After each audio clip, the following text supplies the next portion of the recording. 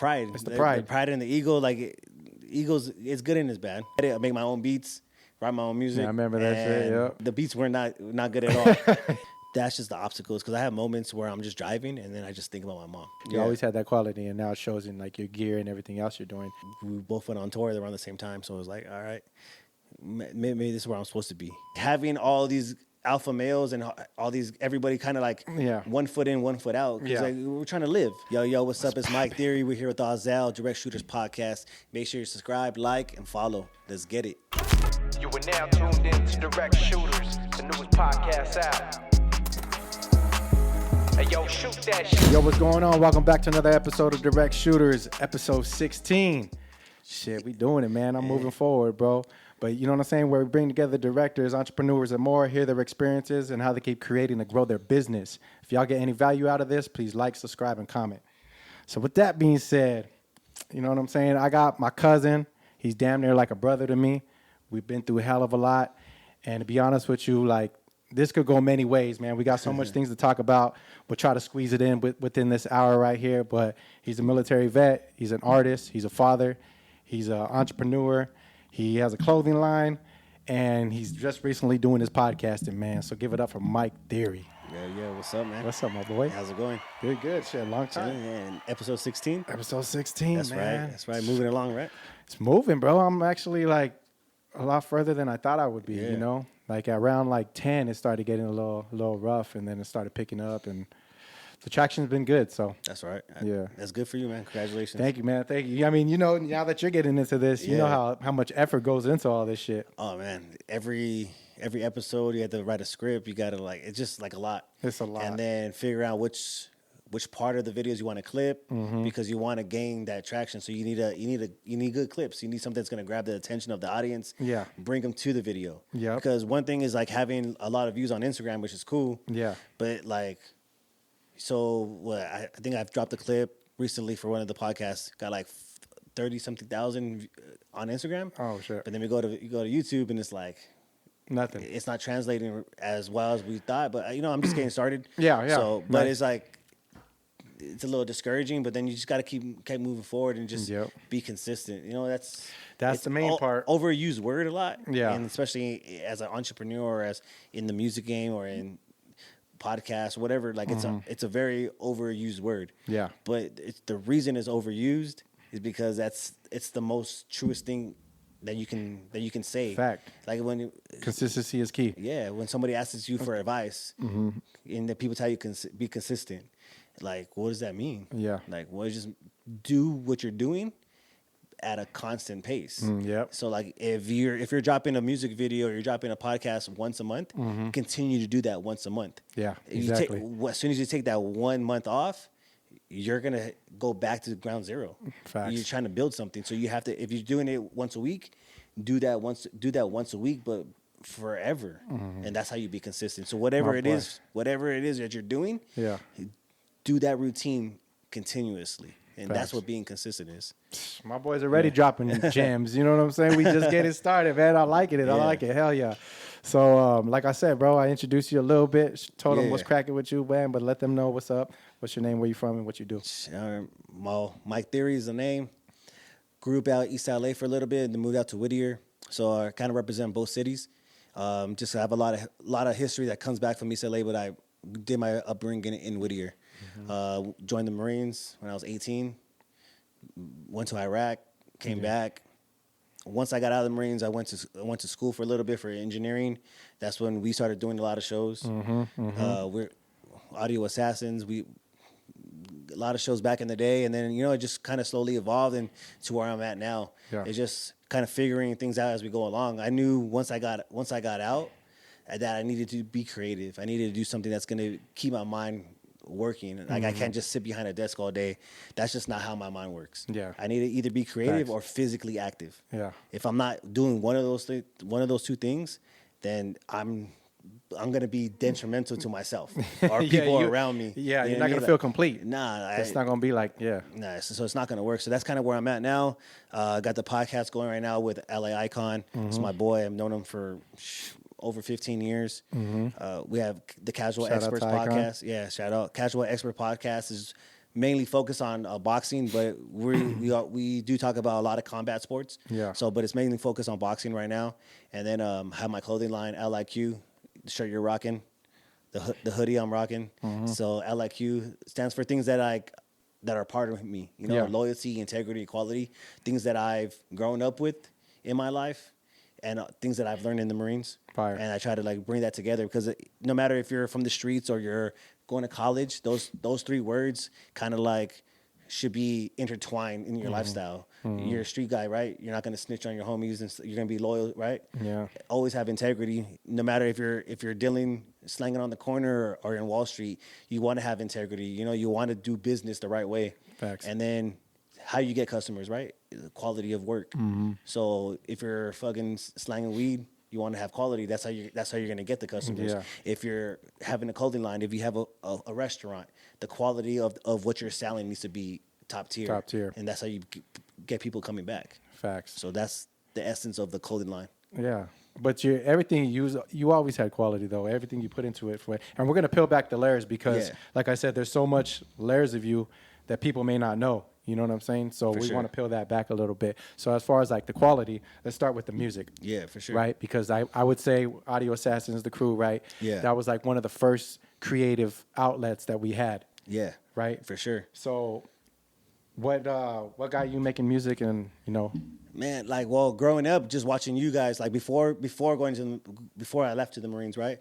You're my older cousin. So like hanging out with you and Paul and that's mainly it. But you and Paul, of course, I seen Cetus and Brandon and everybody else. But it was mostly I was with you guys a lot, and seeing you guys create music and then going to like, was it GCS?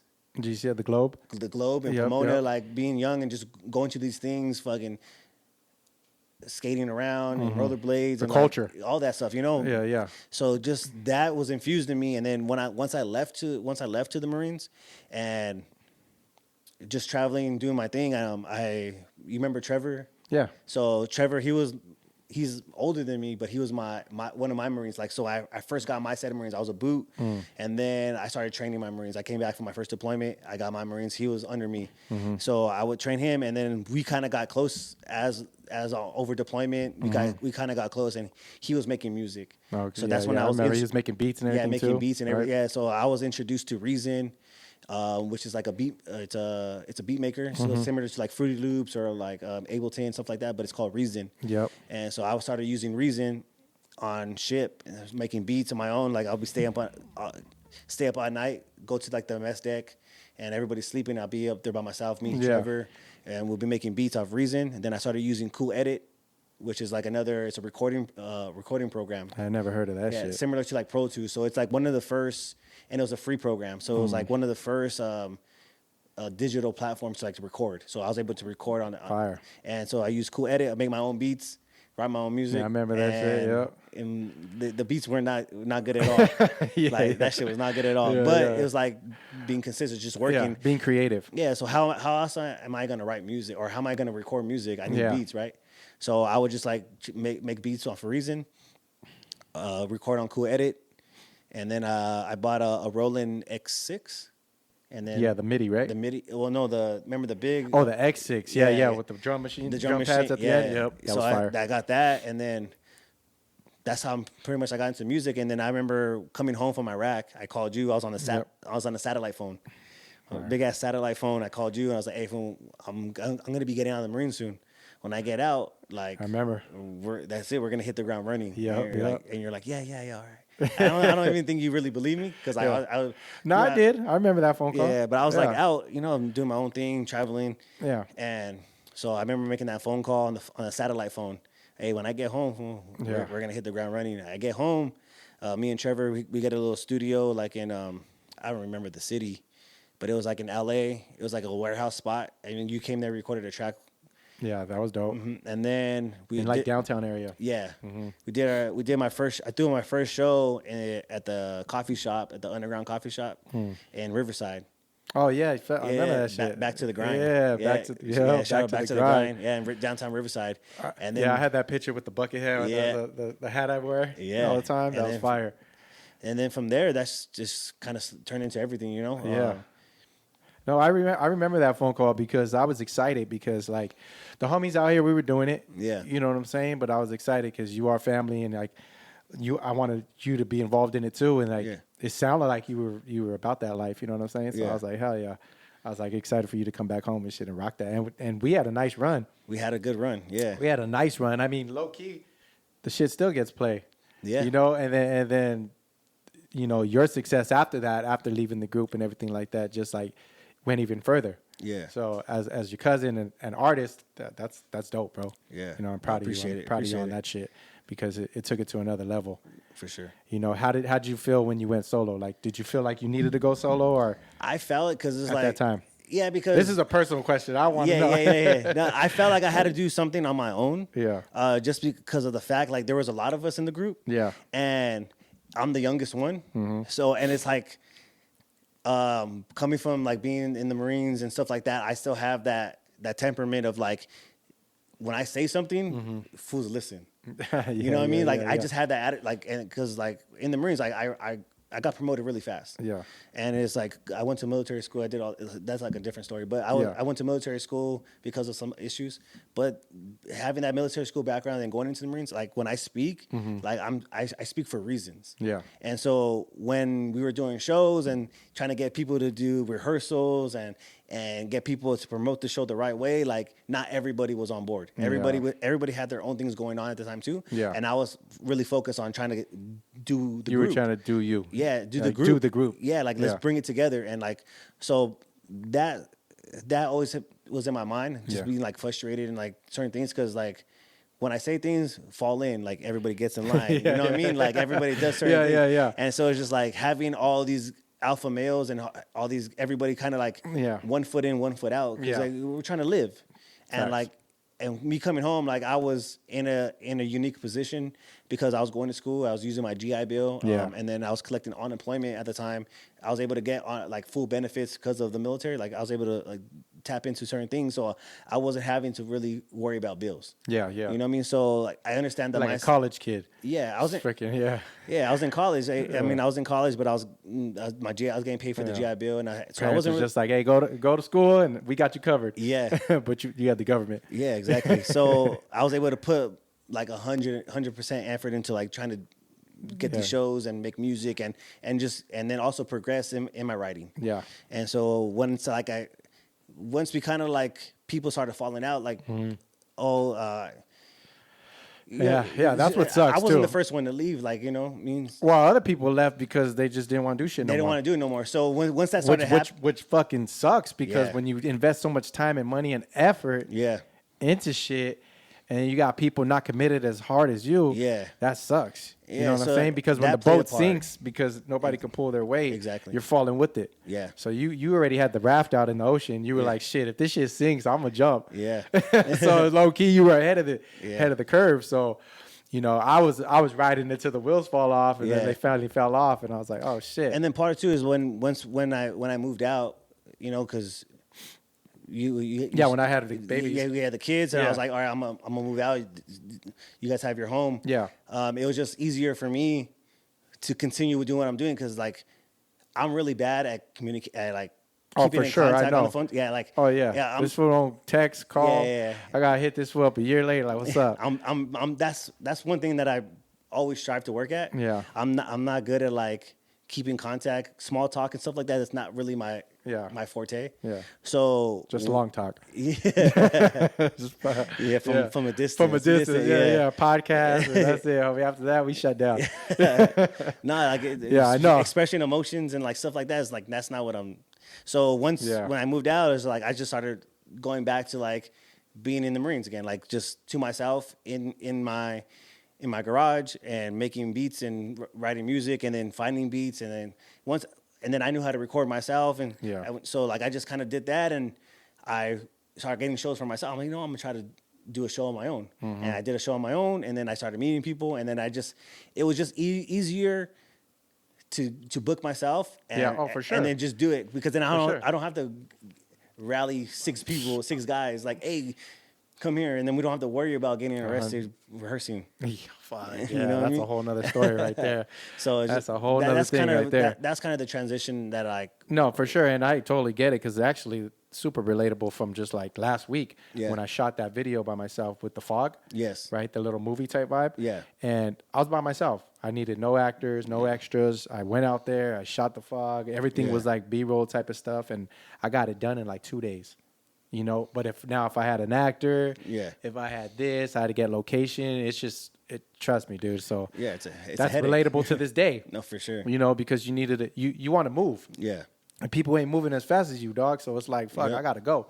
You know what I'm saying? So I totally get that shit. Just the communication thing, you need to fucking step up. Yeah, I know. You know? Just so we can talk, because in business you need to communicate. Yeah. And I need to understand where you're coming from. You need to understand where I'm coming from. And then when we meet, it's like, we already know what's popping.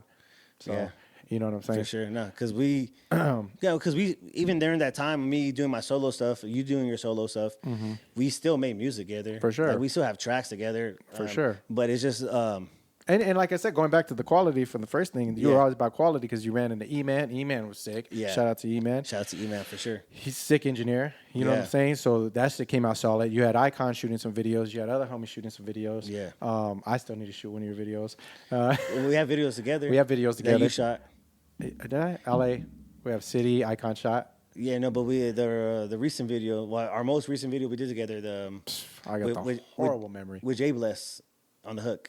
With the pictures, I forget the name of the song. Oh yeah. Came Too Far. Came Too Far. Yeah, that was a fire video. That's a fire song. That's a fire song. Yeah, that's a classic song. Yeah. I wish we'd have got fucking Jose out here I know to take care of that hook. But nah, man, you done a gang. Like I said, quality, bro. You always had that quality, and now it shows in like your gear and everything else you're doing. So where do you feel with music right now? Is it just a passion project, or? Yeah, I don't think I'm ever gonna like completely get rid of music out of my life, because like it saved my life. We want to be cliche, but like being in Iraq and being able to write in my notebooks, like that helps a lot. Like you know, like not having to sit with those memories because I'm able to write them down. So that's where like the music comes into play. You know what I mean? That's where like at first it was just like, oh man, like my older cousins are rapping. Like, oh, I want to rap. Yeah. And then it grows into like being overseas and like not really having an outlet and seeing things and doing shit over there. And then be able to like make my own music, and then write, and then even just be writing in journals. So like that's always gonna be a play. Like I be in the restroom on my phone writing notes. That's your favorite place to write. Yeah, it's my favorite. Yeah, writing or in the car. You know what I mean? Like I always like a lot of definitely in the car. Yeah, a lot of my music comes from me just driving. Got you. Yeah, so like that's so in the car and. You know, on the shitter. Yeah, on the shitter. Yeah, like, and then I'm always gonna be writing. Yeah. Am I gonna be recording music and releasing? Who knows? Yeah. But the music and putting it out to that level that you were thinking. Yeah, no, because it costs too much money. It costs a lot of time too. A lot of time and money, and then I have like I'm coaching my son's t-ball team now. Yeah, family. Like, I have family stuff. I have families. I have like the podcast where like that podcast is like that's a passion project. Yeah, which is turning into something actually moving really quickly right now, just because of the people we know and the connections. Yeah, and then just the knowledge behind the topic. You know, like that's something that. I'm turning something that my wife knows. My wife knows now. Like every weekend, there's a fight, right? And I'm either watching the fight or we're at a family party and I'm watching the fight on my phone or my son's iPad. Yeah. So that's kind of turning into something like which is really cool. And it's similar to the music, like something that I love. You know. Well, what made you like transfer into like the podcasting? Oh, just because I have a homie that was doing it, and so Icon was before he was with the food community, and he had reached out like to do a sports podcast for the food community. So then I was like, yeah, I'm down to try it. And then I got the itch. I started doing it, and then that was it. Like, oh man, I like this. Yeah, and that's that creative. It's just being creative. Man. Yeah. So figuring was the clothing line was the next movement after the music slowed down. You know, after my last tour, my wife got pregnant, and then I started focusing on family. And so the music kind of slowed down. At least putting it out slowed down.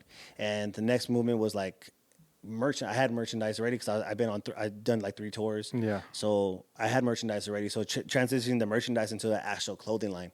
So my clothing line is not merchandise. It's not a merch. It's an actual that's I don't like when people say, "Oh, my merch," because it's like, no, it's not my merch. So describe the difference for them. Like, what do you think a difference is merch and clothing line? So when I think of like, hey, this is my merch, that means it's your merch because you're promoting your name. Gotcha. So you're promoting, like, if Ahzel had merch, like, you're gonna have CDs, you're gonna have you're gonna have stickers, you're gonna have T-shirts, you might have some hats, Direct shooter shirts. That's merchandise because you're it's off of, like, it's still a brand, but you're merchandising your who you are, your persona, exactly, as an artist. Like when you go to a concert, merch booth, merch booth, because you're selling your persona. They're gonna buy it because they're buying it for Ahzel.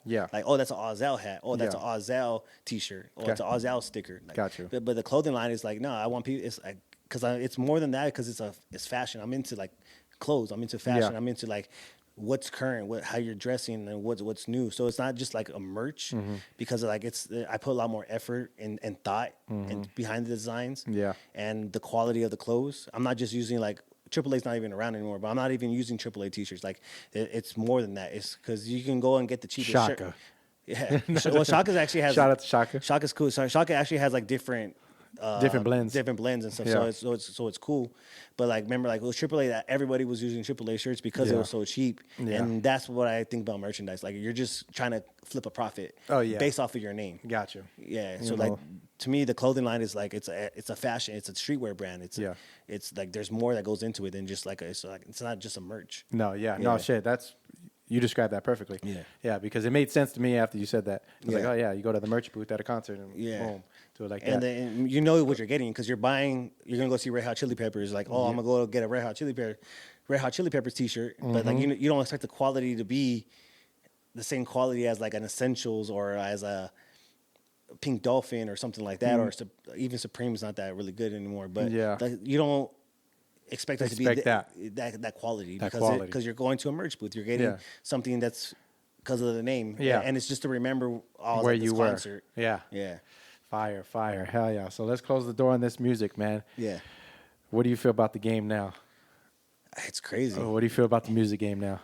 I like it and I don't like it. It's just, I don't know, maybe I give my age away or something, but it's cool just because, like, right now is, like, the biggest time for our people. Like, for if you, I don't know what's the correct terminology anymore in this day and age, but Latin, Hispanic, or Chicano, whatever it is, it's the biggest time for us. Like, there's a lot of people breaking into the game that have our background.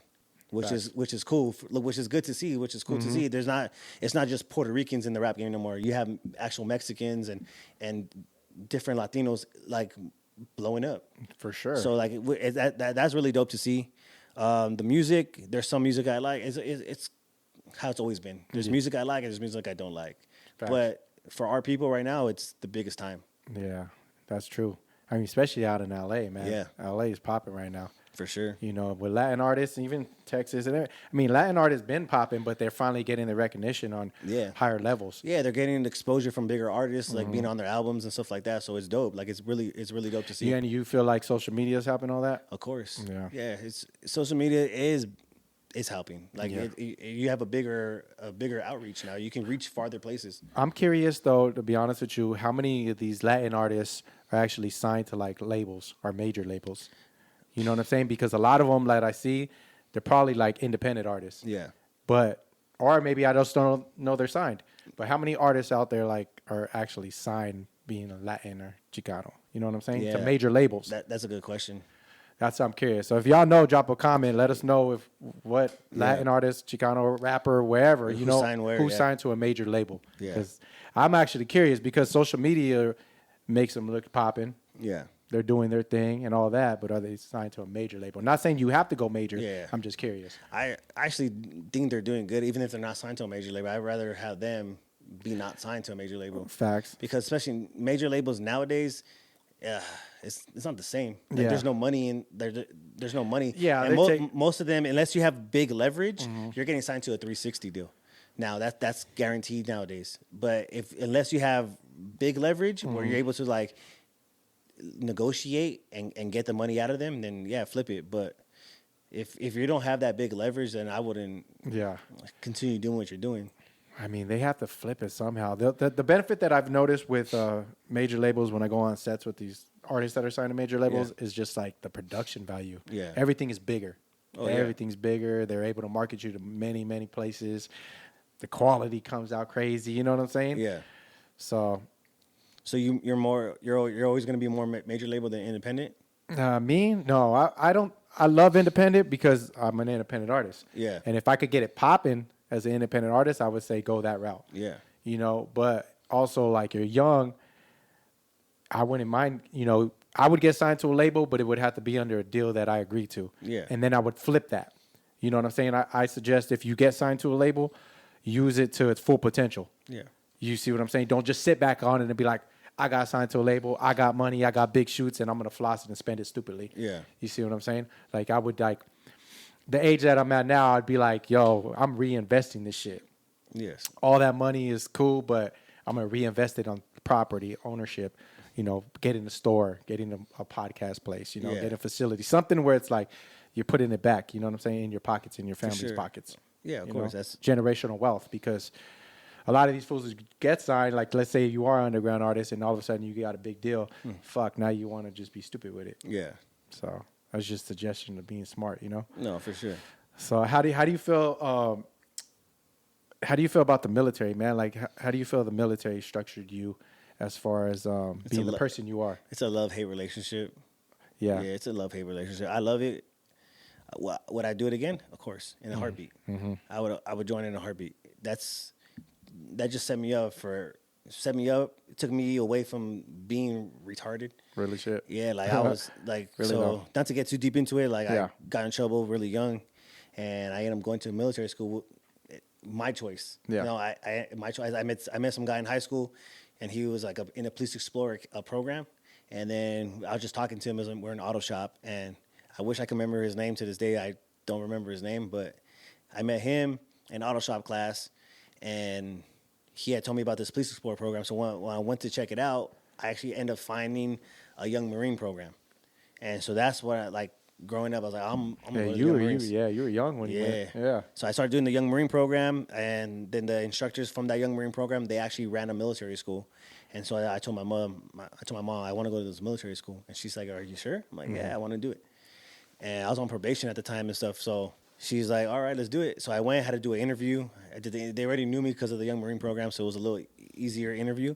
Got into the school, did 2 years there, junior, senior year, and then I went to the Marines after that, and I loved it. Like, I traveled the world. I went to war, came back, seen a gang of places, met a lot of homies. Yeah. Certain things that I don't like, I won't get too specific on certain things like that, but like once you get a certain rank, it just starts getting a little political and stuff like that. But I just decided at the time it was time for me to get out, and got out, went to school, and then getting out and going to school, that it just structured me to be more organized, more focused on certain things and how to get the job done. Like that's one thing I really learned in being a Marine is how to get the job done. Because no matter what happens, there's always a way to finish the job. Yeah. There's always a way. So like I just figure out how to get shit done, and you can use that in your everyday life, even being creative, right? Yeah. Get shit done. Yeah, because even like writing a song or trying to come up with like a script for the podcast where we're going to talk about, you get stuck on certain points. You get writer's block or certain things. So it's like learning how to learning how to attack obstacles without getting really frustrated. And that's something that I've had to learn because I used to get really frustrated when I was younger, and still to this day I still get frustrated. But now when I start to notice the signs of the frustration, like it's just certain things that I do to get away from it. Yeah. You know, go to the gym, take a deep breath, take a walk. Now I have 2 boys, so I'll go wrestle with my sons, and just try to. That comes with experience of life, I guess. Yeah, and try to fill yourself with happiness instead of having that frustration inside you. So, but Fire. yeah, the Marines Well said. getting shit done. Getting shit done. Yeah. That's yeah. There's a saying in the Marines, right? It's adapt and overcome. Ooh. So that plays into that part of getting shit done. You have to adapt and you have to overcome. If you have a plan, that plan's not always gonna go what you think it is 100% of the time. Probably 99% of the time, that plan's gonna get effed up. Yeah. And you're gonna have to figure a new plan, a new route. Something else comes up. Damn, I'm gonna have to think about it. I like that one. Yeah, so adapt and overcome. Adapt and overcome. I'm gonna have to use that one. That's fire. Yeah. Hell yeah, I like that, bro. That's really cool. Let's get into this clothing line, man. Yeah. So what inspired you about the clothing line? I've always liked clothes. I mean, I'm gonna talk from experience. Is like, you always had fashion. Yeah. Right. This fool was a model. Talk about your younger days when we were like going way back, right? Way back to the model days. You know what I mean? Like he was a model. That's exclusive. That's exclusive, but it's not only for on real. here on Direct Shooters. You know what I'm saying? But yeah, he used to model when he was younger days. When I was like a kid, like a super kid, like he was that kid at the mall. You were like, he's so cute. You know what I mean? That kid. Yeah, that's my mom, right? Yeah. I'm 3, 4, 5 years old. I don't remember. I was young like that, but being in pageants. Yeah. My mom take me. So I have growing up when I was little. I would see all my pictures on the wall in the house from all these different pageants. My mom I have trophies, still in storage. Have them in my mom's storage. Trophies, big ones, little ones. Have a crown, like first place. Like real shit. Not to toot my own horn, Hey, but come on, I gotta tell them. first place trophies in a lot of these pageants. Yeah. So growing up, it's like I've always been like that. My mom always had me well dressed, hair combed, shoes.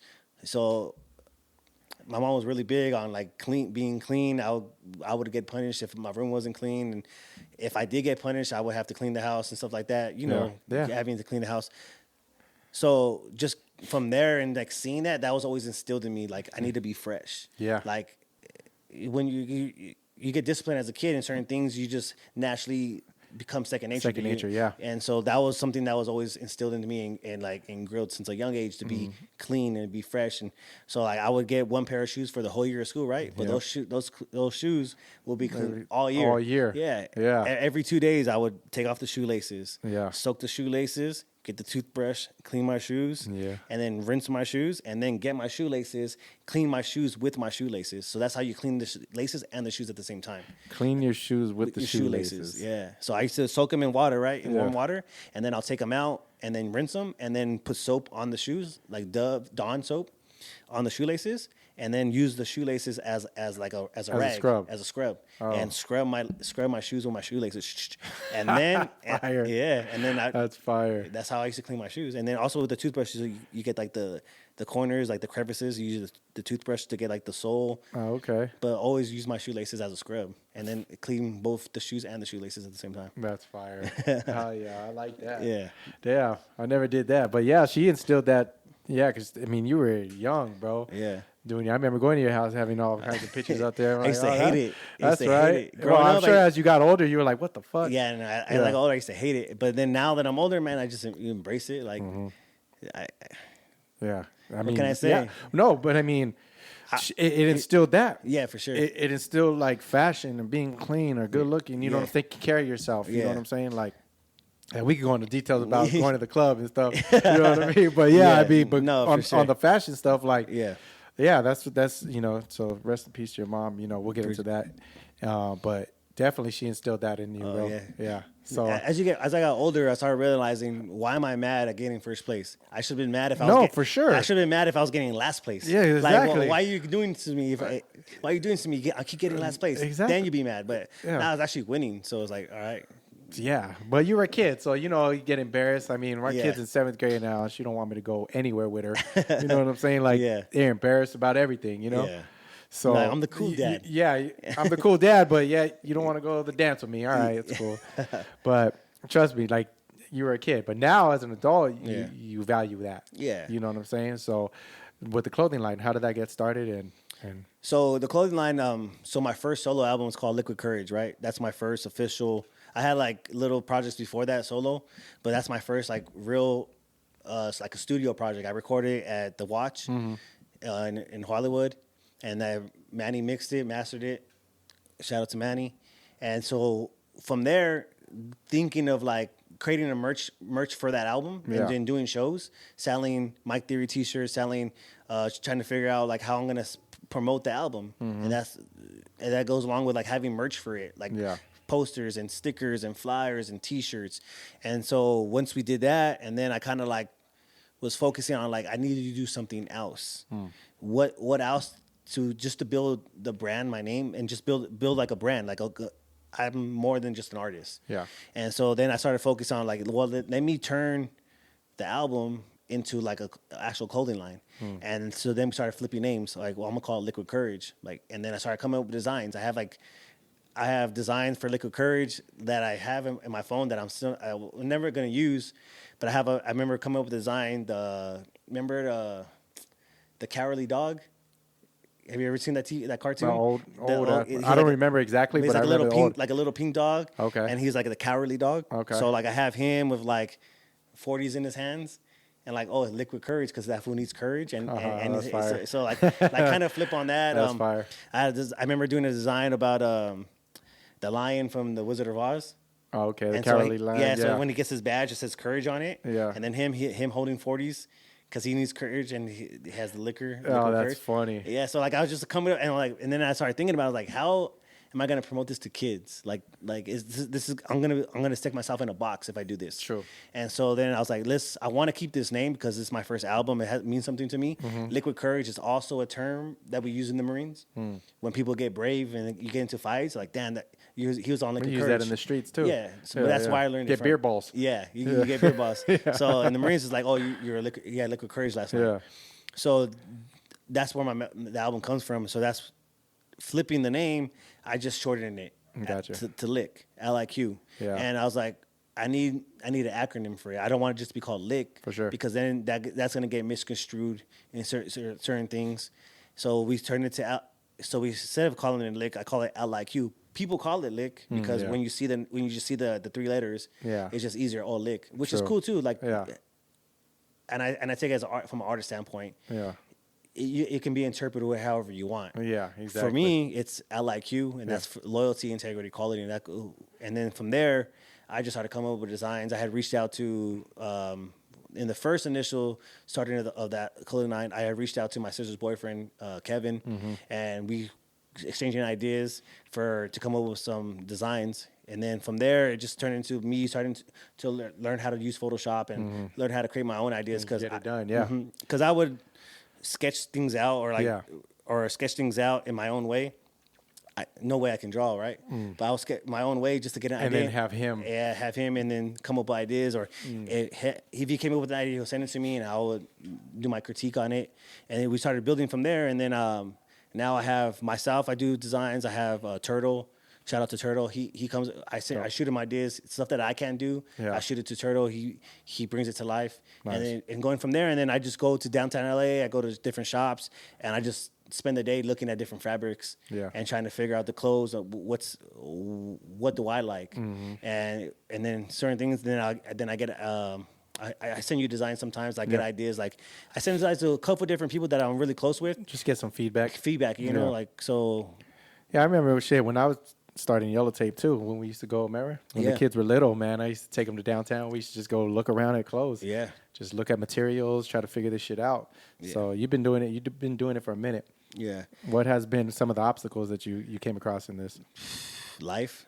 That's the first and foremost. It's like life and then just dealing with like the budgets and how to like the expenses and because the shit that I like, the quality I like, it's still pretty pricey. Yeah. So trying to figure out like the pricing to sell, the pricing for me to make money, the certain quality of clothes that I want, being consistent with like the message behind the clothes, and also like in the beginning it was just figuring out what is the message? Yeah. What type of clothes do I want to make? Yeah. What type of do I want to be just streetwear? Do I want to be high fashion streetwear? Do I want to be more casual clothes? Like so like because I want to do all kinds of stuff. Yeah. And that's the thing with my mind. Once it starts working, it works overdrive. And I got to rein in the ideas and I got to kind of focus on the path, the beginning. So that was my biggest obstacle, just trying to like do too much at once. Yeah. And if you're starting to do a lot at once, that's how you lose focus. Do nothing. Yeah, exactly. You do nothing. You lose focus and you get overwhelmed and then you don't do nothing at all. Yeah. So because you just got too much going on. Yeah. That's low key how I've been feeling like with this editing stuff. Like if I don't write it down, it's all in my head and I'm just not getting shit done. Yeah. Because I'm like, fuck, I got this going on, and I take care of little pieces here and there, and nothing gets done. Yeah. If I write it down and I go down the list, and boom, I check off that box, and we move on to the next. Yep. So yeah, I can totally agree with that, especially because I think your stuff is like streetwear with a little bit higher end fashion. Yeah. So you're in between that balance, and I would say the only reason why you're probably in that balance is because of financial. Yeah. Right. Because the real shit that you want to do is you ain't got the money for it. You're independent. You're doing it by yourself. You know what I'm saying? Yep. So it makes it a little tougher. Exactly. But you're working with what you have, and it's looking good. Yeah. You know, the quality always comes out nice. I like the tees, how they fit. You know what I Appreciate mean? it. Good material, soft. I always tell you, like, what's up, bro? Yeah. Let me get some of these tees, you know? So you got to give me some game after this. Don't let everybody know. But yeah, I think once the budget gets in, it's going to be higher, you know? That's going back to, like, independent artists, you know? If they had the bigger budget, I'm sure they'd do a lot more. Like me, if I had bigger budget to shoot movies, we would already had a fucking movie done. Yep. You know, the idea is there. It's just, you know, doing the little baby steps. Yeah. As we keep going. Well, that's why I had mentioned to you when you dropped that clip about with the fog. Mm-hmm. I comment, and then you called me, and then I told you right away, like, this is what you got to be doing. Yeah. Because it's gonna eventually get you to do the movies, but at least you get that itch of wanting to do a movie. For sure. You can still do it on a short, what's Like the on a shorter scale, like a short film type thing. short film time. So you do like clips, like you're clipping it. Yeah. And eventually, maybe those clips can put them together and they turn into a movie. Facts. Yeah. And we need that spark of inspiration. Yeah. You know, that little drive. Like even being on here and maybe even talking about it gives you that drive to get back home and be like, man, I'm going to get to work. You remember how when we used to perform at shows, bro? Yeah. We'll get off stage. We'll hit the studio the next morning like, fuck, I need to make another hit. Yeah. Like, I love that feeling of just being on stage and the energy drive. You know, it's fucking felt good. You know what I mean? It did. So it's the same thing. It's a creative juice that we need to fulfill, like our passion. Yep. You know, because you said earlier, like, you're always going to have that music. You're always going to do it. We're always going to find some way of creativity. Mm-hmm. There just might be in a different source. Exactly. You know what I'm saying? Like, the different vehicles taking us there. So for sure. That's how I feel. I mean, that shit don't go anywhere, bro. Nah. It's not on you. It's in you. Exactly. You know what I'm saying? And that's how I feel with this shit. Like, you ever wanted like to give up? Any time that you ever want to just say fuck it? Yeah? All the time. Yeah. Like all the time. It gets rough, huh? It gets rough. Yeah, it gets rough. Oh, really though, man? Because, and I ask from experience too, because I feel the same way. But I'd like to hear yours. There's just times where it's like, man, like, F this, and just like, let's go get a job and like, let's just work, and then but then that, like, I can't be that. Like, I can't. Like, then when you take that step back, because it's a moment when like when something you think is really fire, like, oh, I just created this hoodie and it's like, it's so sick, and like, you go and drop it and like, it's not moving the way it moved. I'm like, oh man, like what? Like, and you start second guessing yourself, start doubting yourself, and like, man, like, all right, I guess what I think is cool is not cool, or like, I don't like. I thought I knew this, but I really don't know it. Yeah. But it's not about that. It's like, stuff is not gonna pop like that fast, and it moves. So that same hoodie that I had dropped, it wasn't moving. I went and did a pop up, and it sold out. So it's like, okay, like, I just need to be out there. Yeah. Like, you need to just, like, Instagram is cool, but it's never gonna replace the human interaction. Definitely not. So that's the thing. So like, you just need to be out there. Yeah. So that's I have those moments when things are not moving the way they're moving, but then when you go and you change your scenery, change your surrounding, then you get that spark of inspiration again. And oh shit, okay, people actually like this. I just need to be out here more. Okay, cool. Like, change your approach, and then because I know for a fact, like, going to a job every day, like, it's not for me. Yeah. I've done it. I do it, but it's like, I need to be creative. Yeah. I have to have that, some type of creativity, and or just being physically active, like going to the gym. Now I'm coaching my son's t-ball team, like, just being out there with the kids and training, and just like I need something like that. Yeah. I can't just be working out all the time. That's true. Yeah, you need to change your environment at times, you know? Yeah, same thing with me. I mean, tell me it doesn't feel good when you're out there, even though you're not getting paid for it, you're not nothing, right? But you're out there with your kid, and, and you're coaching the other kids, because you're already into sports and stuff like that. For sure. So it's like, just like showing, like inspiring other people. You know what I mean? And then just seeing your kid like actually enjoy a sport that you love. Yeah. So it's like, oh man, that's even clutch. Yeah, because it's like now, like we can actually like talk about something, or we actually have something in common. Like, because you know, there's nowadays. I know for a fact, like growing up, like I know my dad likes sports, right? But we don't like the same teams. Yeah. And like, but my son likes the same teams. Everything but football. So it's like it's cool. So I get it because me and my dad don't like to have the same football team.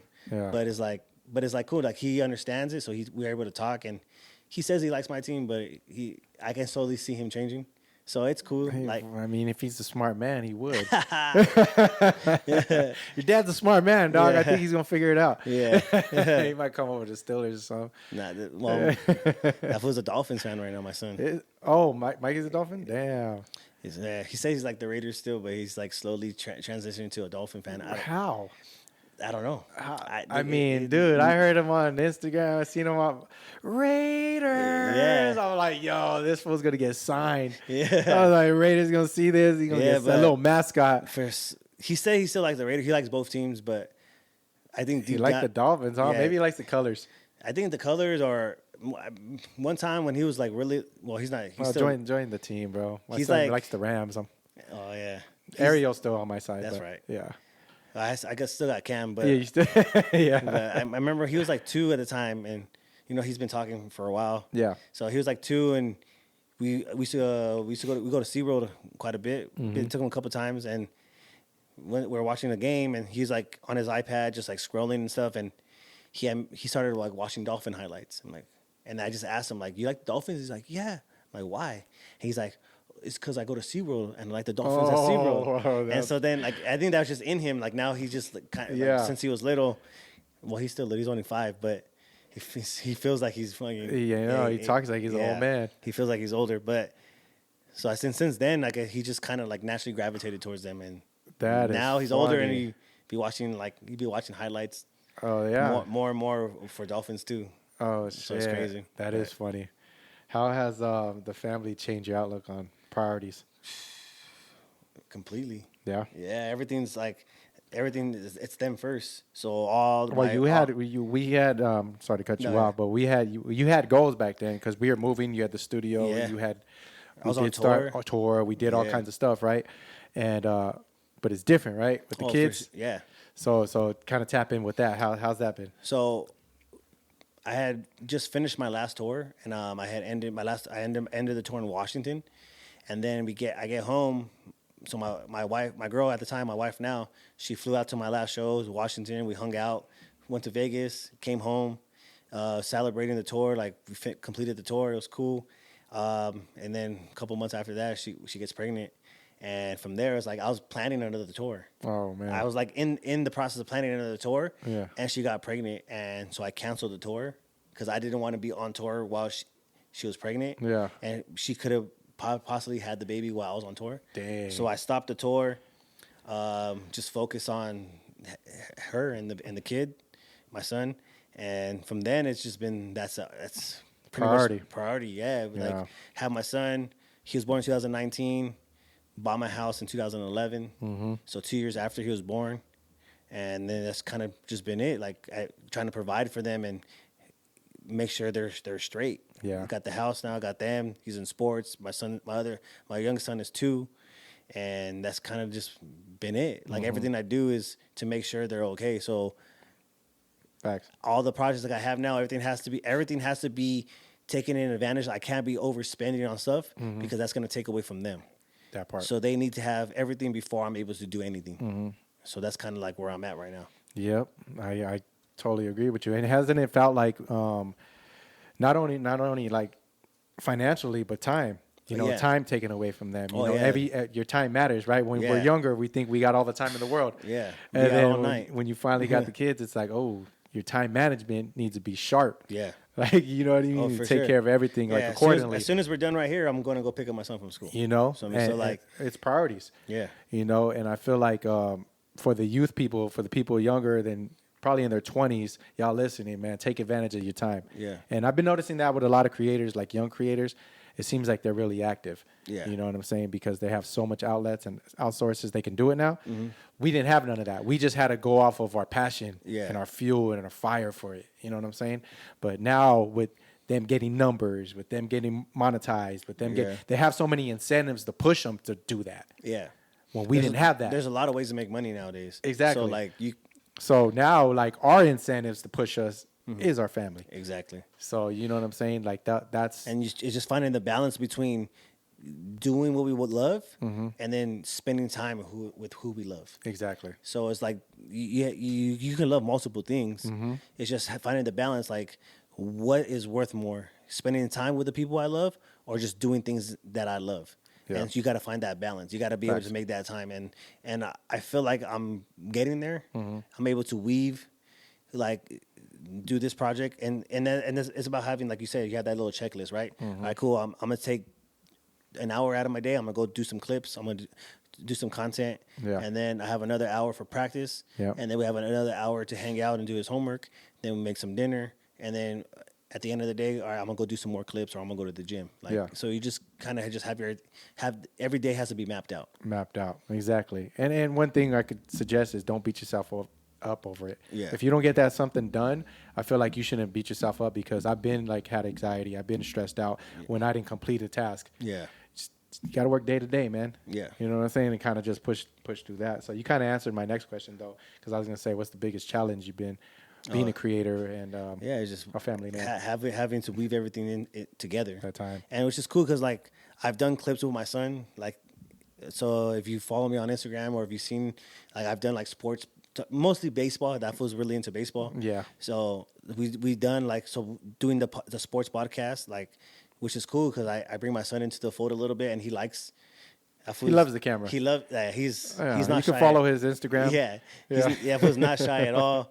He sings the national anthem. He does all kinds of things. Like, he's not shy at all. Yeah. So, like, him talking about sports, like, he can go on forever. I asked him a question the other day because the Dodgers had just won their first spring training game, and it was against the Padres. So I asked him, "Hey, did you see the highlights?" He's like, "Oh, yeah, I saw it." And then he just started a 25-minute conversation. But I wasn't even in the conversation. It was just 25 minutes of him talking about Ohtani and Mookie Betts and how they hit, and he just kept going. And I'm just driving, and he's just talking. I'm like, all I was able to say was yes. Oh man, that's cool. Because he took it from there. Yeah, he didn't let me jump in. He was just like, which is cool. I just let him. That's funny. Experience his mind for a second. For sure, which is cool. Like, that's awesome. Yeah, we're gonna have to bring him on episode 17. Yeah, yeah, that's tight, man. You know, Mikey, he could talk, man. Yeah, he keeps going, bro. Oh, that's funny. What do you teach, like, as far as like the kids raising them, man? What are some of the values that you instill in them? Oh man, I just try to have them do things on their own. Like, just learn how to be independent. Yeah. So, like, that's a big thing right now. He gets up in the morning, he brushes his teeth, he does everything on his own, gets dressed on his own, does everything on his own, and just not quitting. Because for him, well, my little son right now, he's just a wild man. He's only 2, and he's completely different from my first son. He's just a wild boy. Yeah. And he's just active. He's just, as long as he's running, he's fine. So that's with him. It's a little different. I do things with him a different way. Yeah. Because he's more of like a bam bam. Yeah, exactly. Yeah. He just likes to hit and run and play and kick the ball. Yeah. And so with Michael is like, I try to, like, a lot of things come easy to him. And since he was little, like since he was a year old, like he started talking at a year and a half. He's already reading. At 5, he's reading. He knows his numbers. He does math. He does addition and subtraction. Yeah. Like, he does a lot of things very easily. So he really likes baseball. But with him, I had to teach him how to stand the right way, how to hit.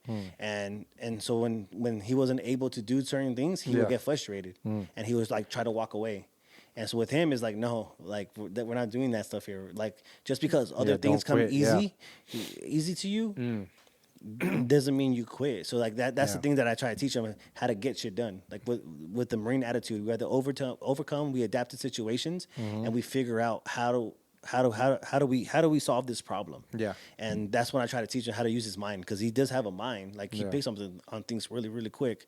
So the things that don't come quick to him, well, use your brain. Figure it out. Think things through. Yeah. And and slow down. Yeah. Like, slow down.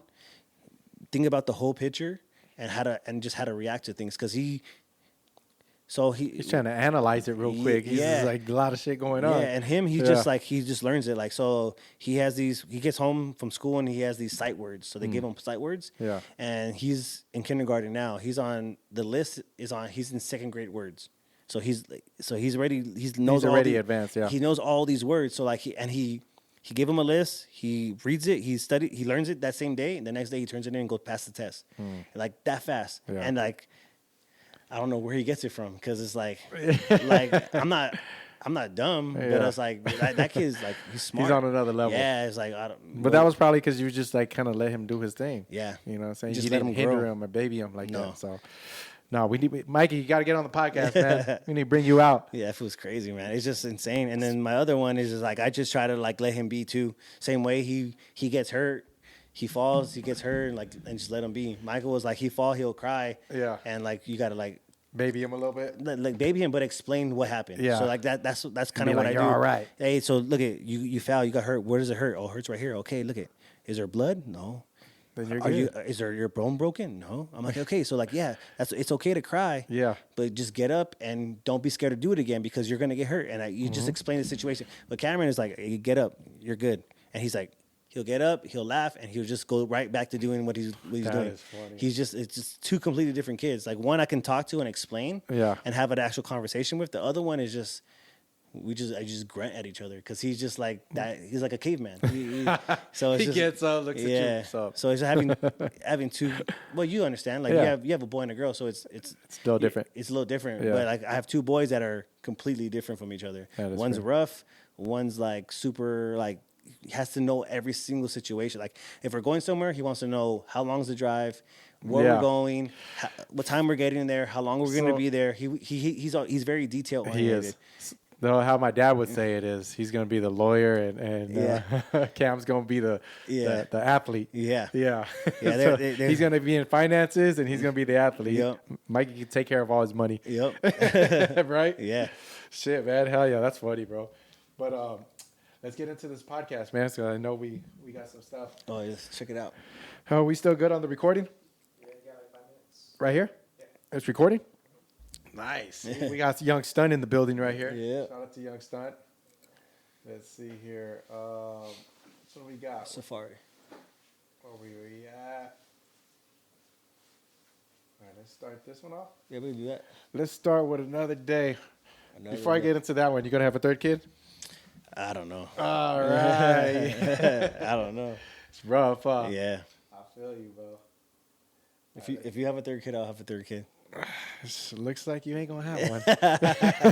Looks like we gonna be kicking it. Two, that's it, dog. Yeah. For me, it was one and done. I had the twins, so Yep. yeah, I only went through it once. Some things I regret, like as far as like not doing, you know what I'm saying? Yeah. Because time moves so fast, bro. Yep. You're like, shit, I should have did this, but yeah, nah. My house is big enough for 4. That's it. Let's get into this.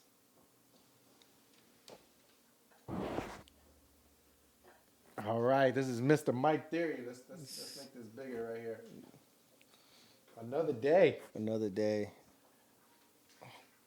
Oh, I thought that was the Magnum at first. Oh. Like, oh damn, I don't remember that. Oh yeah, okay, I remember this one. Yeah. Yep. It's off my second solo project. Off No Guarantees album. No guarantees. Yep. Big stacks. Something light. Something light. Especially at that time. Yeah. Where is this location at right here? That's in City Terrace. Oh, In East okay. LA, City Terrace. That's where we shot All Cities, right? Yeah. Yeah, at that liquor store? Yeah, my part. Yeah, so it's up on the hill. Yep. So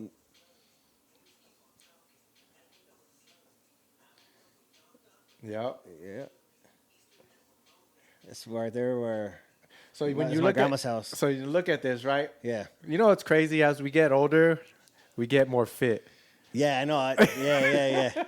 You know what I'm saying? Like, really, though. I don't know if it's because we're getting older and we're like, shit. Yeah. We used to be like skinny back in the day And when then you were in the military and all that. yeah. And then we got fat. Yeah. And then it's like, hell no, I ain't trying to get fat. You know, nothing against, bigger people. No, but Look, I grew up skinny. Yeah. I was always skinny. So going from there to that is Yeah. like not being me. No, for sure. You know, and I Yeah. feel like in our 20s, we drinking, eating a lot. And then not worrying about metabolism, and then when you hit a certain age, all that shit kicks in. That part. Yeah. Because, I mean, shit, we can eat and drink all day, and I'll still freaking be slim and freaking swole. Yeah. And that was like, at this point, like I wasn't even really noticing that I was gaining weight. We don't. Because I was like super just involved in like moving. Yeah, I need to make an album, shoot a video, go on tour. And that's all I was doing. Until my girl got pregnant. I forgot to take off the lens cap. Yeah, I know. You saw that? You saw that? I don't miss a thing, bro. Yeah, I was like, hold on. So Come on, my boy. That's an Easter egg because we didn't notice until like that's an Easter egg. Yeah, that's an Easter egg. I noticed right off the bat. One night I was looking at you. Yeah, the cop surveillancing had the lens cap on. How are you gonna record this? That is funny, bro. I was like, he forgot to take that's the Easter egg. I know. We didn't notice that until after like Yeah. See, because even that's funny. And now you made me think about this because even like damn, I got chunkier than this. I was 250 pounds. I remember. At one point, I lost a gang of weight. I'm at 205 right now. Nice. So I was 250. Now I'm at 205. 205. Yeah. You lost 45. That's yeah, you were bigger than that. I was bigger than that, yeah. But we don't realize it until we see when you start getting on your fit journey. Yeah. When you start getting on your healthy tip. You know what I mean? We don't see that. Yeah. That's I started taking it serious once my wife got pregnant. Because, people like, so my wife got pregnant. Okay, so at this time, was she pregnant? No. Okay. No. It's after this. Okay. So she got pregnant and then I was like, you know what? I'm not going to be those guys that get fat with their wife when she get pregnant. So I started like getting on my shit again, eating right, going to the gym. I lost weight. Yeah. And then once the baby came, I gained weight. So I did it backwards. I gained weight once the baby was around because then I wanted to be there. Like I stopped going to the gym. Yeah. I just like was just munch and like take care of the baby. Yeah. And then once he got older, like once he hit like a year, 2 years, around there, like a year and a half, he started like walking and stuff. And then I was like, all right, I need to get back in shape because I'm gonna put this guy in sports. Yeah. I don't want to be the old dad. Can't like, keep up with him. Can't keep up with him. Yeah. Mm-hmm. And my That pride part. and being that pride, like That part. I want to be able to talk shit to my son when he's older. Like, hey, you think you're good? Hey, yeah. You know me. You think, oh, why? And still be able to do stuff. So I started getting back on. You want to be like me right now. That's how I'm feeling, man. My kids are 12, and I'm like, fuck, I can still outrun you. Yeah. I can still, when that's a goal of mine because of the same way. Like, I don't want to be that dad that can't keep up with them. You know what I'm saying? God willing. Especially growing up with our type of dads. For sure. You know what I mean? Like they're still old and they got the they ego. still try to keep it up. Yeah. You know what I mean? And especially your pops Yeah. staying healthy with it, Oh, my yeah. dad, he's down to scrap. Yeah. So, yeah, that's crazy. But, yeah, I definitely, that's actually one thing when I hit an older age, I was just like, man, I want still be able to keep up with them. And then I want to be that dad that they're like, damn, that's my dad. And then friends be like, man, that fool's fit still. Yeah, like, yeah. He still got it. You know what I'm saying? Because I see older cats too, and I'm like, well, that's what I'm talking about. Yeah, it's the pride. It's the pride. The pride and the ego. Like, ego's, it's good and it's bad. Yeah. I mean, but... That's good. Yeah. Like Ice Cube said, it's good. Healthy- Must be my ego. Yeah. You know what I mean? Healthy ego is good. No, for sure. But like seeing shit like this because I was the fattest I was. I never hit 200. Yeah. I can say that, but I'm only 5'7". Yeah. But I can say I never hit 200. I hit like 198. Yeah. And I look at pictures and I just look fucking beat, bro. Like I look younger in the face. Yeah. But I used to shave this. Yeah. My cheeks are all fat. Swollen, yeah. Head all fro, like hair, full hair. Yeah. Holding the kids, just looking big, bro. And I was just like, I am not fucking happy with seeing that, bro. I know, yeah. And I tell myself, I'm like, dog, I'm like the oldest. I mean, obviously I'm the oldest I've been. But I'm like older than I ever been. Yeah, I can't get younger. Yeah. Like I'm older, right? Yeah. But I'm like the most fit I've ever been. Yeah. Like I'm not saying I'm probably like the most skinniest I've ever been, but I'm like fit. Yeah. Because back when I was like younger, 20s, Yeah. I was skinny, but I Yeah. wasn't fit. Okay. I was just naturally skinny. Definitely not the most fit I've been. Yeah. But I'm getting there. Yeah. I'm trying to get back to like, I don't necessarily want to get to that because there's different types of fit. Like I want to be functional, a functional fit. So like I don't lift as heavy as I used to. It's more about like more reps still being strong, but still having like muscle endurance. Yeah. So that's what I'm looking for. Like before, I was like, when I was younger, I wanted to be super strong because I was young. I just wanted to lift heavy. That's what we are. I want to lift heavy, but I ran a lot, so I had endurance. So like, but now I don't run really. I still do cardio. I jump rope and I would like incline on the treadmill, stuff like that. Yeah. And I do a lot of jump rope. So I just want to be more like, it's just different type of fit. Yeah, that's and true. I just need. And I think I'm cool around where I'm at, 205. I probably maybe the lowest I want to get is like 190. I used to be like 175. Oh shit. Like that was like that's where I'm at right that now. was like my Marine peak weight, like 175, fucking shredded. Used to run 3 miles in like 18, 30, 20 pull, like do all that. That was like marine stuff. But Yeah. I don't want to be that. For me, my bicep, I don't want to be that skinny. I still want to have a little bit of meat on me. Yeah. So like 195, 190, Still 200. get that meat, but I mean, I get Yeah. what you're saying. Yeah. Yeah, and it's harder now, like you said, with the metabolism. Oh, you know, for sure, shit yeah. fucking gets harder. Yep. Let's see. We got this other one, right? So this is moving into like the podcast, Yeah. like more recent stuff right here. Yeah. Are we good on that camera over there? We still recording? Yes, recording. All right. As long as we still record, we good. Yeah. All right. This is like more recent stuff. So who is this? This is Eddie. Or you guys are talking about Eddie Hearn. Yeah. All right. Describe who is Eddie, who you working with. For sure. Yeah. So this is a interview me and LA Icon did for our podcast, the Casual Experts podcast. So we're interviewing Arnold Barbosa. Arnold Barbosa he just won the interim WBO title over Okay. there in the UK against Jack Catterall. Won by split decision. So we're just talking about Eddie Hearn is a promoter for Matchroom Boxing. He promotes Jack Catterall. Oh, okay. So Barbosa's from Almonte, and so he flew out to UK. He went to like enemy territory. Okay. And he freaking won the belt. He beat him, and so we're asking him like, what did Eddie Hearn tell you Yeah. after like, and so he's just explaining what Eddie Hearn told him about. He thought that Catterall won the fight 7 rounds to 5, and that's pretty much it. Like we went to we're out there at Rio's Pizza in Amani. Oh, okay. Fire. If you ever been there, check it out. Bomb pizza. Yeah. Yeah. Rio's Pizza. Yeah, Rios. And so we're hanging out with Barbosa after he won the bout, and he's just explaining what was going on after he won, how he felt, how Eddie Hearn was kind of being a hater.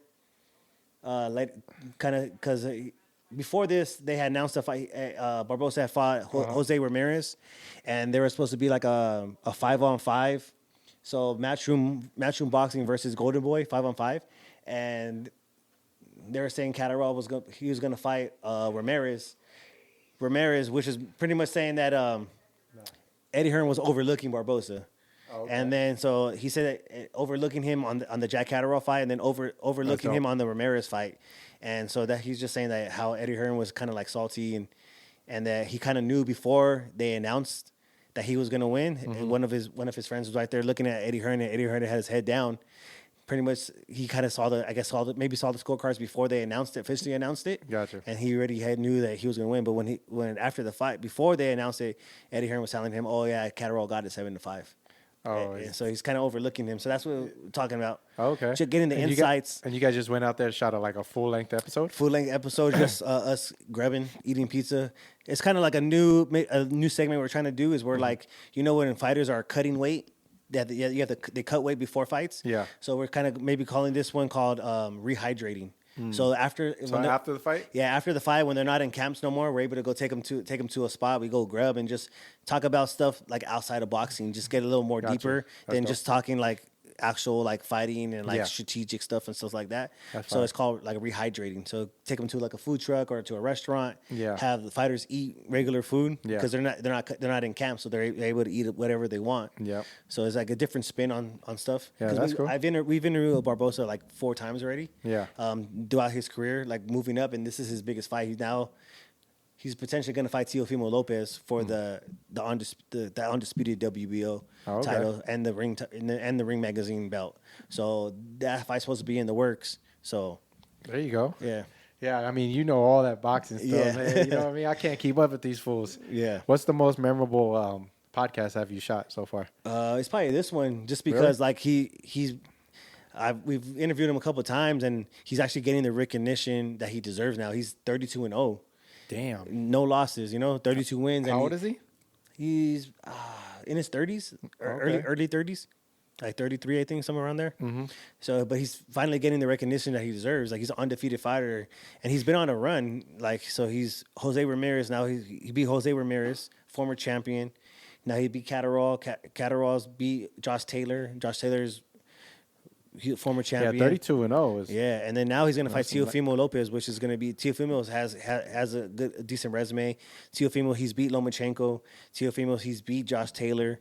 He's been undisputed champion, and now he's a WBO, and he holds a WBO title and the Ring Magazine title. So Barbosa's been calling out Teofimo for a long time. They were both on top ranked together, and now Arnold Barbosa is with Golden Boy. And since he's been in Golden Boy, he's had like 4 fights in like a year and a half, 4 or 5 fights in a year and a half, which is like it's crazy active. Yeah, that fool was active. Yeah, so like this one's cool because he's doing it. We get to like interview him at like he's just won the belt, the interim belt, and like now he's mandatory for Teofimo. Like it's he's getting what he deserves. Yeah. So like the probably the most memorable, and it's the most like more natural interview that we had because we're just grubbing. We've interviewed him a couple of times, and he's coming back off a really big win, and so it's just like I feel good for the guy. I feel happy for him. Like that's cool. So yeah, it's probably the most memorable one. There you go. Yeah, that's good. That's good to know. And they can find that full on the Icons page. Yeah, on Icon TV. Yeah, Icon TV will be the full interview. And then follow the Casual Experts podcast. That's where you'll get all the shorts. Got you. On YouTube. So what do you feel like the takeaway you want to give to the people on this podcast, on your podcast? On the podcast, like just like a different perspective on boxing. I'm not too traditional on like how we interview, and so some things are going to be out of pocket. Some things, they're my opinions, and still respectful to the fighter, of course, but it's just a different perspective. That's the reason. There's a reason it's called Casual Experts.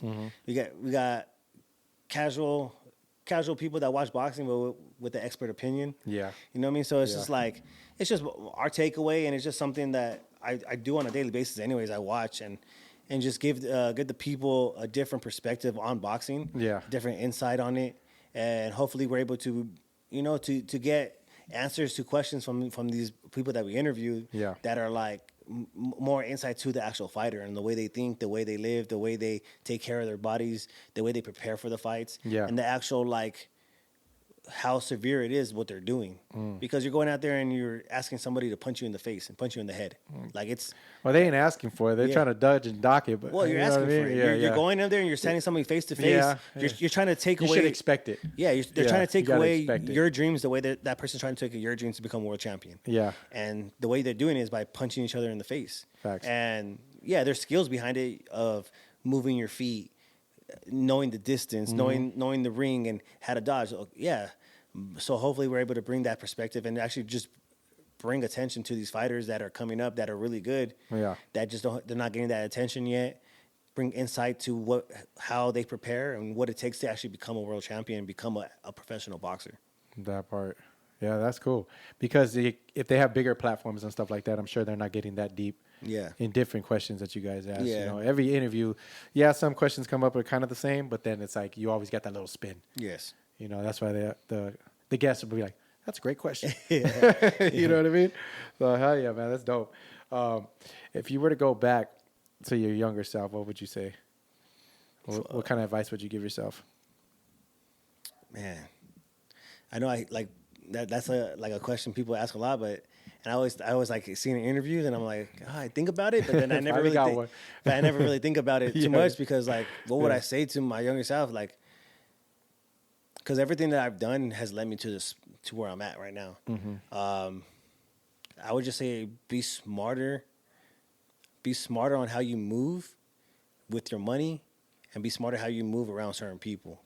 Because that's one big thing that I've learned, especially in a certain time in my life, where people really close to you have done you really dirty, and it's always the person that's really close to you that's always done you dirty. So just be smart on how you move around certain people, and just be smarter with your money. Yeah, that's good advice right there. Yeah, I mean, because the time you spend with certain people, you can't get back. Yeah. Right? And then a lot of times when you're spending it with people that aren't good for you, or aren't, projecting you to be the best version of yourself, they're taking away money too. Yeah. Because, you're going out, hanging out, doing Yeah. this, doing that, spending money. Every time you leave the house, it's like $100 out here. Oh, for sure. LA is expensive. You leave the house, bro, it's $100 off the bat. Yep. So if you're leaving the house to go kick with people that don't really matter, you're spending money on them as well. Exactly. So that's like clutch advice right there. You know what I'm saying? What's your definition of success? I'm successful right now. Mm-hmm. I have my family. Everybody's healthy. We have a roof over our head, and we're not. I'm not rich, but I'm not really struggling either. You know what I mean? Like, I grew up kind of struggling. I know that difference, and I have so much respect for my mom now. Now that I have a house and I have my kids, I don't know how she did it by herself, but I'm successful, man. Like, my kids are healthy. I have a roof over my head. I'm doing things that I love, and my kids are happy. Like, that's the thing. Like, as long as they're happy, my wife's happy, my family, if we're good, like, everything else is just icing on the cake. For sure. So I feel like I'm successful already. Yeah, and I would That's say my definition. I would say you are. You know what I'm saying? I mean, the goal is to keep growing and keep getting better. Yeah. And at the end of the day, it's to benefit your family. Yeah. Because I'm not gonna ever pay off. I mean, God willing, things start moving a lot quicker. Yeah. But paying off a house is a big thing. You got a house $750. You got a house $5. Like, who's really gonna pay it off? You know what I'm saying? If you do pay it off, they're gonna enjoy that. Yeah. You know what I'm saying? 30 years. Yeah, you got a 30-year mortgage. You got 30 years. The little ones are gonna enjoy all that shit. Yeah. So at the end of the day, we are successful. We're able to keep a roof over our kids' head and move forward on that. Yeah. How do you feel like? Because rest in peace. That's like my mom's best friend. Yeah. Cousin. Your mom Debbie. Rest in peace. How do you feel? How do you feel like that's changed you? I mean, I'm sure it's changed you as a man. Yeah. Being a father, because I do the same with my kids. My dad passed away when I was younger, so I always wanted to be that dad that was always there. Yeah. Whichever way people want to look at it, I never had like a look to be like, oh, he's not a father. Nah, I am. First thing first, I'm a dad. Yeah. You know what I'm saying? And after I had that, I was like, I want to be the best father I could be because he wasn't there. Yeah. Granted, Paul stepped in, all that. But how do you feel like the loss of your mother, molded you to? Man, I don't know. That shit just changed everything, dude. Yeah. Like, because first of all, Because you guys were tight. Yeah. Well, I grew up with my mom. Like, it was just me and her. Like, my dad was locked up for 25 years. Yeah. So my dad just got out. He just got out. So we're building our relationship now, and he's really close to my kids, which is good, But it's just like bittersweet in all of it because my mom's not around, and we were super tight, and it just changed everything, dude. Like, put in perspective on like the things that really matter in life. Yeah. It ain't nothing for me to cut somebody off. I lost a person that's the closest to me. Anybody else that it's not feeling my vibe or like does me dirty or whatever it is, it ain't nothing because they don't mean nothing. Like, they don't mean as much. I'm not saying they don't mean nothing, but it's like they don't mean as much as she. Yeah, exactly. She did, Nowhere close. So it's just like it's just easier for me to cut people off nowadays and just focus on the things that actually matter, because you can't take life for granted. My mom wasn't sick. Yeah. Like, she literally just passed away. She had a brain aneurysm. So one day to the next. Yeah. It happened so quick. So it's not like my mom was sick for a year or 6 months and we were able to prepare for it. Yeah. It just happened. She had a brain aneurysm and she didn't make it. And it sucks. Yeah. But it just puts everything to a perspective on the things that really matter. Family, people that are actually going to be there for you. Mm-hmm. Yeah, especially a quick, unexpected loss like that. I mean, that hurt the whole family. Yeah. You know what I'm saying? And then my mom was super. My mom was what I lack in communication. My mom was that. Yeah, she was there for everybody. She's the one telling you. Call that person. Exactly. Do that. You know what I mean? Yeah, she was the one that kept everybody together. Like, everybody would. If you go through her phone, like, she would talk to everybody, and everybody would call her for advice or to vent. Mm-hmm. She was like a therapist without the license. That's facts. Yeah, man. Yeah, I mean, she was great, bro. You know what I mean? That's all. Blessings, man. How what were the biggest challenges for you at that time, or still now getting over? It's just like it never goes away. Like, seeing, because my son, he knows who my mom is. I have her on my arm. I have her on my necklace. Like, my mom, I have her hanging in my house. We go visit her. Like my son knows exactly who my mom is, and which gets me a lot is like he thinks about her. Yeah. So like if he has a balloon or something, he will like for his birthday. We have balloons, right? He doesn't want to throw them away. He wants to go outside and he wants to let them go because he's like, oh, I'm gonna send the balloons to Grandma Debbie. Nice. And like he thinks about it. So like that stuff like it gets me. Oh, for sure. But it's like it's cool because he knows exactly who my mom is, and like that's what I want it to be. Like he's gonna know exactly who she is and how she looks, everything. And that's just the obstacles because I have moments where I'm just driving and then I just think about my mom. So like it's never really gets too easy. She always pops into my head. Yeah. I still have a text messages from my mom saved on my phone. All right. Like I have messages from my mom. I'm never gonna delete believe those. it. One time I got a new phone and I transferred it and I thought that my message deleted and I was like down. it messed me up. Like Yeah. it messed me up and then I finally found them and I was like, all right, cool, I'm cool. Like I don't know if that's like something that's if I talk to a therapist if that's like something that's like healthy or not, but Like saying like you got to let it go type thing. something but- I don't know, but I'm Nah. nah. I mean, if it heals you, that's your therapy. Yeah. You know what I'm saying? Makes you feel like she's still around, you know. Yeah. And what's crazy is that when she passed away, I had a tour booked, right? I almost canceled my tour, but my sisters and everybody told me like, don't cancel the tour. My mom was always at the shows. Yeah, she was. My mom was at all the shows at the airliner. We used to do shows at the airliner. My mom was in the front row with her Long Island iced tea. Yep. At the show, the festival one we we- did at Solstice. Solstice. She was there. Like she was at all the shows. Slaughterhouse show. Yeah. Like she was there at all the shows. So like everybody told me not to cancel. And so 2 weeks after my mom passed away, I went on tour and it was like rough by myself on tour. Like I wasn't by myself. I was with the homies. Yeah. But it's like by myself, you know? No, for sure. And which is crazy. So shout out to Troy LLF he's from San Francisco. That's what I was on tour with. He had just lost his pops. And so we were on tour together. I had lost my mom. He had just lost his pops. Yeah. And so that's kind of like we had something.